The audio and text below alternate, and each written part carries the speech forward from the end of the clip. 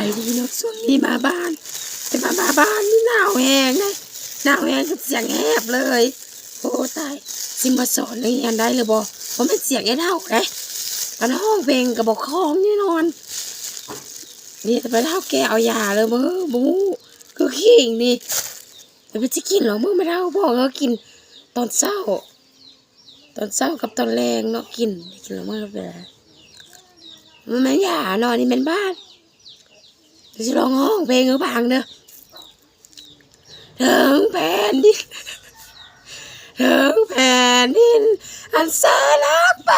ดโอ้ภาษาโอ้พ่อเสียงพ่อมือก็ขึ้นมานะ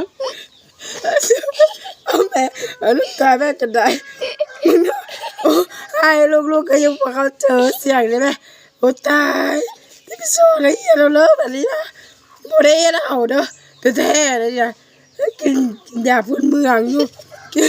กินยาหลวงบุรีป่ะโอ้ตายเนี่ยไปแขกแล้วเลยนักเรียนจะมาหลายเนาะจะไปแขกอะไรป่ะมือกองกับหัวแต่แม่อยู่อายุแม่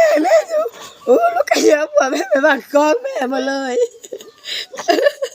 ไม่กินยาไม่ได้โอ้ยจะน้ำตาไหลลูกจะฟังเพลงอย่างไม่จะร้องเพลงให้ฟังนี่เพล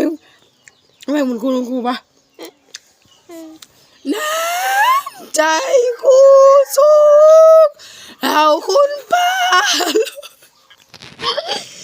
หมดจ้ะบ่ได้ไปสอนนักเรียนมาฟังแล้วนี่นะ เราเปิด